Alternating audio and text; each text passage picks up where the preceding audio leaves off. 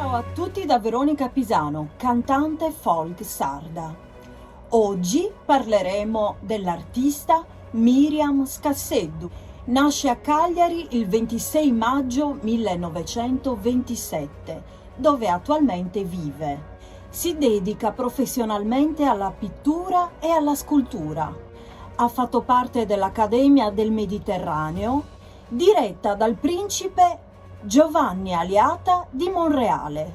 Le foto dei suoi lavori e gli articoli delle sue mostre fanno parte degli archivi storici della Camera dei Deputati. Ha esposto in Italia e all'estero,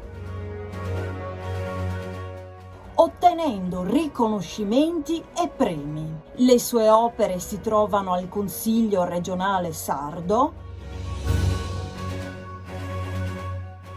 al CIS Regione Sardegna, alla Regione Sicilia, all'IMI di Roma, alla Basilica di San Francesco d'Assisi.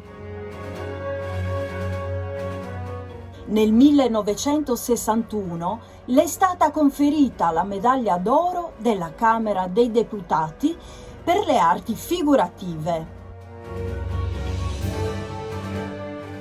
Nel 2021 le è stata conferita la laurea ad honorem in storia dell'arte.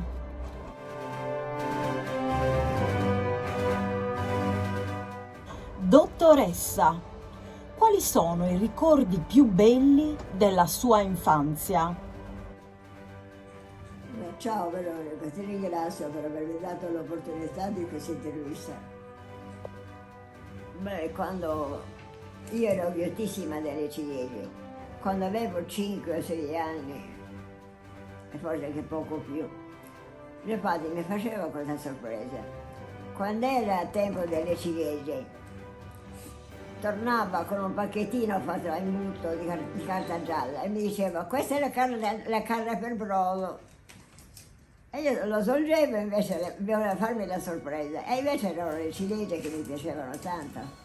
È stata aiutata dalla sua famiglia o ha fatto tutto da sola? Non è che un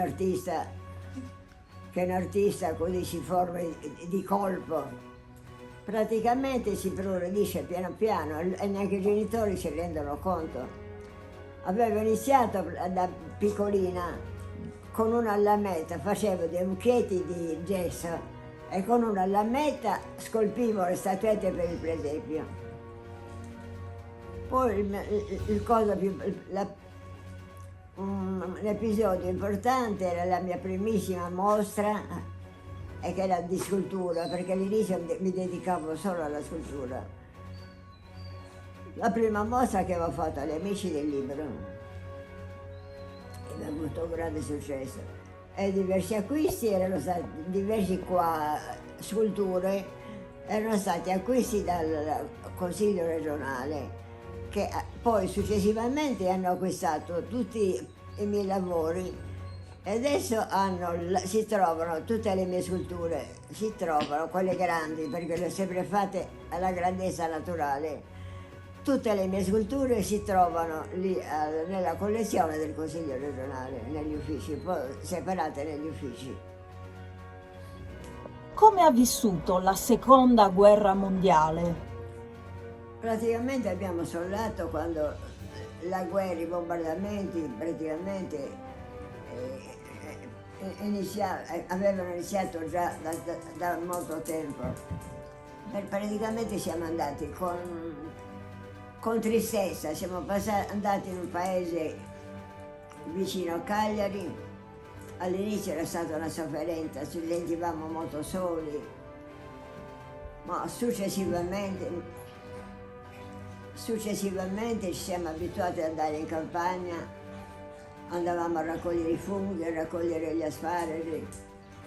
Ci siamo abituati che ci stavamo tanto bene che siamo rimasti un anno in più a finita la guerra, anche perché Cagliari era molto distrutta, mentre la nostra casa, praticamente l'assosamento delle bombe hanno sfondato la porta Però da noi non sono mai entrati ladri, siamo stati molto fortunati, non ci è mancato nulla. Mentre altre persone, anche povere rispetto a noi, avevano perduto anche l'ultima posata. Quali sono adesso i suoi desideri? Io desidero di continuare a star bene come sto bene adesso, avere una buona salute. Ho già miracolosamente sono andata molto avanti negli anni, mentre da oltre 20 anni ho perduto tutti i familiari. Ci parli del professor Fantini. Inizialmente per molti anni mi sono dedicata alla scultura, poi non so come sia stato.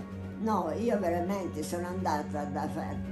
Inizialmente avevo iniziato con la scultura e da Fantini volevo delle lezioni di scultura, però Fantini era soprattutto pittore e mi aveva dato lezioni di pittura. Quindi ho fatto un po' di pittura, successivamente poi inizialmente ho lasciato completamente la pittura, mi sono dedicata completamente alla scultura. E questa collezione, come ho già detto, la collezione di tutte le mie sculture sono state acquistate al Consiglio regionale, tutte le mie sculture. Purtroppo facevo delle figure grandi e naturali, per questo a un certo punto ho dovuto rinunciare alla scultura e dedicarmi alla pittura, perché le sculture non sapevo dove collocarle, perché istintivamente quando si è giovane si tende a fare delle sculture molto grandi e naturali e qualche volta anche di più, e mi riuscivano molto molto bene. Avevo i modelli, tuttora consiglio delle. E poi dunque nelle mostre di queste sculture ne facevo anche in bronzo.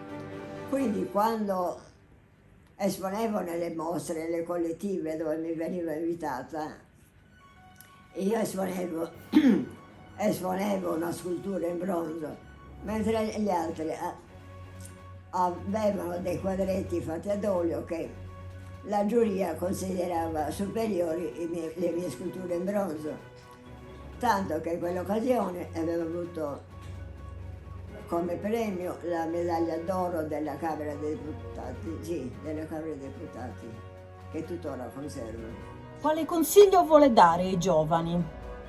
Ai giovani io direi il consiglio di seguire i loro impulsi, le loro tendenze, se hanno delle tendenze artistiche di coltivarle. Ecco quel consiglio giovani, perché molti si dedicano come dilettanti alla pittura o alla scultura, ma come dilettanti per raggiungere una professione, magari di avvocati, di altro.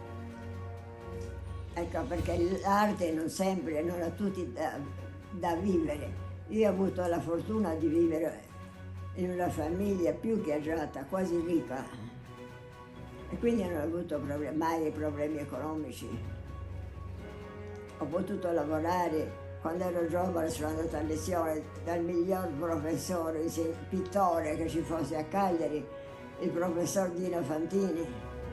Ringraziamo la dottoressa Miriam Scasseddu per la sua disponibilità e noi ci diamo appuntamento al prossimo video.